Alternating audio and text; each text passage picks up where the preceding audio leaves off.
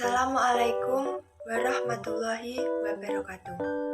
Perkenalkan, nama saya Sofia Irmawati, absen 32 dari kelas 11 MIPA 7. Di sini saya akan mempresentasikan tentang perlawanan penjajahan kolonial Belanda.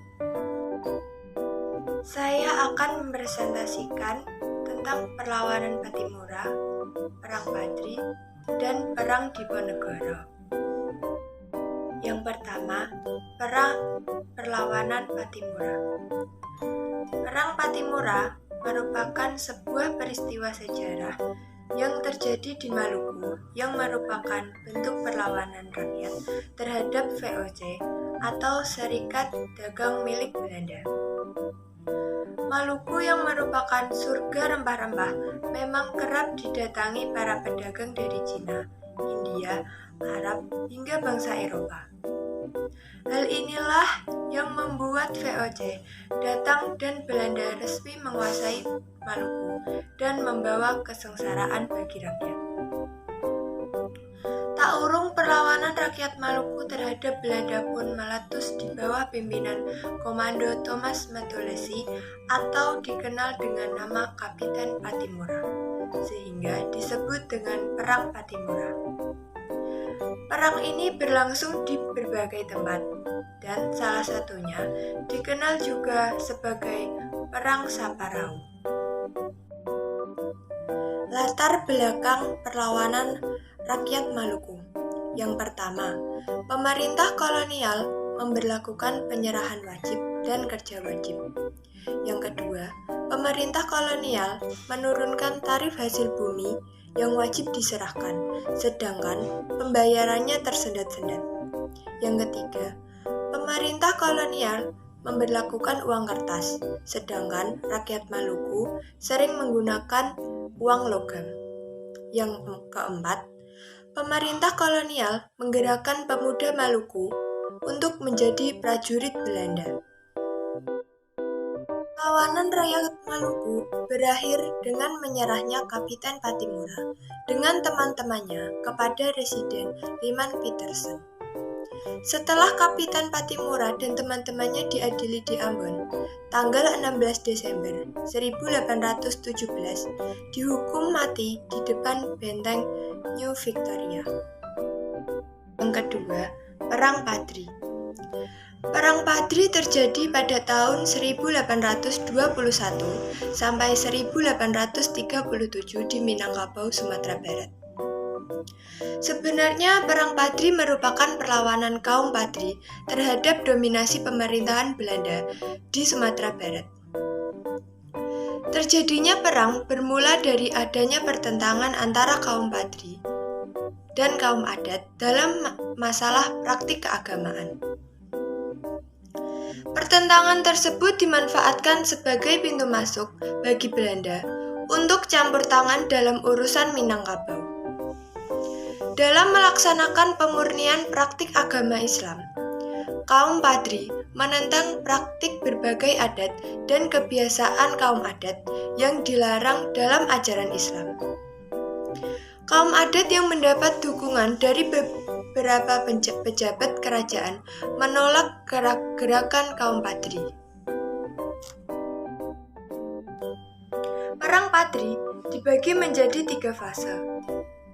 Fase pertama pada tahun 1821 sampai tahun 1825.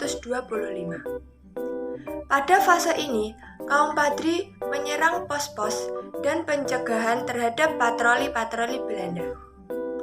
Pada tahun 1823, pasukan Padri berhasil mengalahkan tentara Belanda di Kapau. Fase kedua, pada tahun 1825 sampai 1830.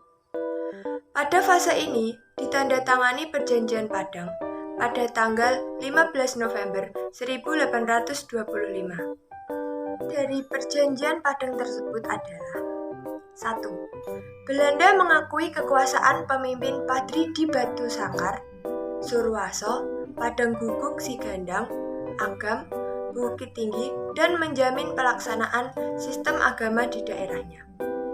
2. Kedua belah pihak tidak akan saling menyerang. 3. Kedua belah pihak akan melindungi para pedagang dan orang-orang yang sedang melakukan perjalanan. Yang keempat, secara bertahap Belanda akan melarang praktik adu ayam.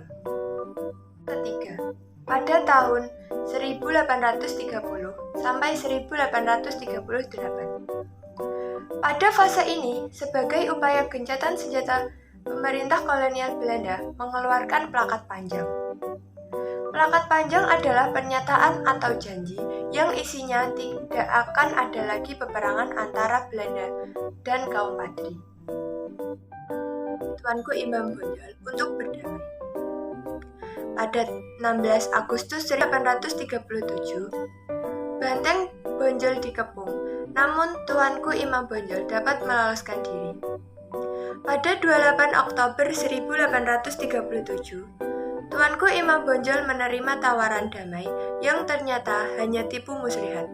Tuanku Imam Bonjol ditangkap dan dibawa ke Batavia. 1825 sampai 1830. Perjuangan dalam melawan pemerintahan Belanda juga dilakukan di Jawa, seperti yang dilakukan oleh Pangeran Diponegoro. Sebab umum terjadinya perang Diponegoro adalah 1. Rakyat dibelit berbagai bentuk pajak dan pungutan. 2. Pihak Keraton Yogyakarta tidak berdaya menghadapi campur tangan politik pemerintahan kolonial. Yang ketiga, pihak keraton hidup mewah dan tidak memedulikan penderitaan rakyat. Terus terjadinya perang Diponegoro, yaitu 1. Pangeran Diponegoro tersingkir dari elit kekuasaan karena menolak berkompromi dengan pemerintah kolonial. Yang kedua, pemerintah kolonial melakukan provokasi dengan membuat jalan yang menerobos makam leluhur Pangeran Diponegoro, yang membuat Pangeran Diponegoro marah dan menganggapnya sebagai suatu penghinaan. Pangeran Diponegoro memimpin pasukannya dengan perang gerilya. Untuk mengatasi perlawanan Diponegoro tersebut, Gubernur Jenderal Van der Capellen menugaskan Jenderal Marcus de Kock untuk menjalankan strategi benteng sel-sel, yaitu mendirikan benteng di setiap tempat yang dikuasainya. Taktik benteng sel-sel ini bertujuan mempersempit ruang gerak pasukan Diponegoro. Pasukan Diponegoro semakin bertambah lemah, terlebih lagi pada tahun 1829, Kiai Mojo dan Sentol Alibasya Prawirodijo memisahkan diri. Lemahnya kedudukan Diponegoro tersebut menyebabkan ia menerima tawaran berunding dalam Belanda di Magelang. Perang Diponegoro. Dalam perundingan tersebut, pihak Belanda diwakili oleh Jenderal de Kock. Perundingan tersebut gagal mencapai sepakat.